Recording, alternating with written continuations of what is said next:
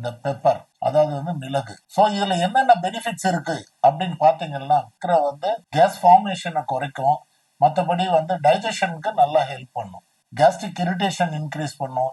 அதே நேரத்துல உங்களுக்கு ஸ்டமக் இரிட்டேஷன் மற்றும் இன்டெஸ்டினல் இரிட்டேஷன் ஆகி உங்களுக்கு மோஷன் கொஞ்சம் லூஸ் மோஷன் மாதிரி வர்றதுக்கு வாய்ப்புகள் உண்டு. இந்த மிளகை உட்கொள்ளும் பொழுது நம் உடம்பில் உள்ள இன்சுலின் சென்சிட்டிவிட்டியை இன்க்ரீஸ் பண்றதுனால டயபெட்டிக் பீப்புளுக்கு அவங்களோட பிளட் சுகர் வெகுவாக கண்ட்ரோல்குள் வைத்துக் கொள்ளும். அதே போன்று இந்த மிளகில் உள்ள பிப்பரைன் என்ற ஒரு ப்ராடக்ட் உள்ள இருப்பதனால் இது நீங்கள் உட்கொள்ளும் பொழுது உங்களுக்கு பிரெயின் ஃபங்க்ஷன்ஸ் நல்லா இம்ப்ரூவ் பண்ணி காட்டும். செல் மெட்டபாலிசம் இன்க்ரீஸ் பண்ணும். இந்த இன்க்ரீஸ் பண்றதுனால உங்களுக்கு ஃபேட் ஃபார்மேஷன் வெகுவாக குறைத்துவிடும். அதனால் உங்களுக்கு வெயிட் லாஸ் ஏற்படுவதற்கும் வாய்ப்புகள் உள்ளன. மேலும் பாத்தீங்கன்னா இம்யூனிட்டி வைஸ் பார்க்கும் பொழுது இதுல நிறைய anti accident and anti bacterial effect இருக்கிறதுனால இது ஒரு நோய் நாசினியாக நமக்கு பயன்படுகிறது.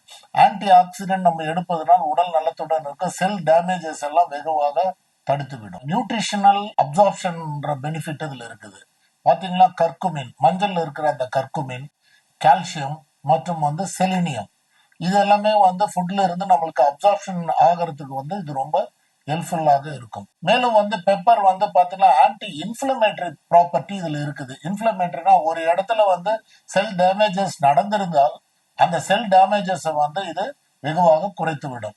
அப்படி பார்க்கும்போது joint pain, neck pain, muscle பெயினுக்கெல்லாம் இது ரொம்ப ஹெல்ப்ஃபுல்லா இருக்கும். பெப்பர் பாத்தீங்கன்னா நம்ம எடுக்கும் பொழுது ஆன்டி இன்ஃபிளமேட்டரி ரியாக்ஷன்ல உங்களுக்கு செஸ்ட்ல அதாவது லங்ல ஏற்படுற இன்ஃபெக்ஷன் எல்லாம் வெகுவாக குறைக்க உதவும். தினமும் நீங்கள் உங்க உணவில் ஒரு டீஸ்பூன் எடுத்துக்கொள்வது சிறந்தது. இது நீங்க எப்படினாலும் எடுக்கலாம். நீங்க மில்க்ல மிக்ஸ் பண்ணி எடுத்துக்கலாம். உங்களோட ஃபுட்ல இன்கார்பரேட் பண்ணி எடுக்கலாம்.